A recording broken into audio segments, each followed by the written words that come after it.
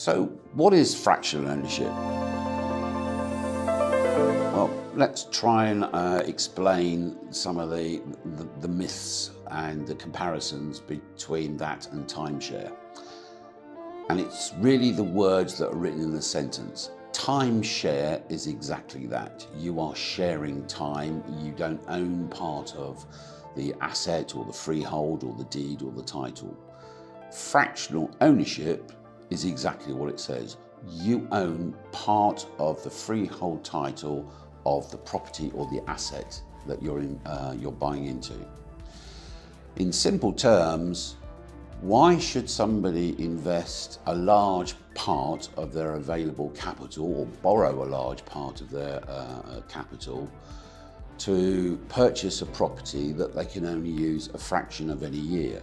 Because most people only get to enjoy 4, maybe 5 weeks a year annual holiday or vacation. Why not turn that upside down and invest a fraction of your available capital into something that you can use 100% of your available time? And that's what fractional ownership is. Imagine a pizza divided into 12 slices. Well, that pizza is the English limited company that owns the property. And we sell 12 pieces of that company to 12 separate individuals. So each of those share in the ownership of the property, and most importantly, they share in the annual running costs.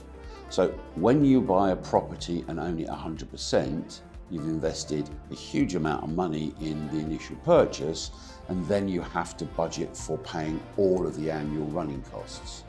With fractional ownership, you own 1/12 of the property, and you get to use that for 4 weeks exclusively every year forever, and you only pay 1/12 of the annual running costs. And some people say, well, what happens in the future if my situation or circumstances change and I want to sell my share?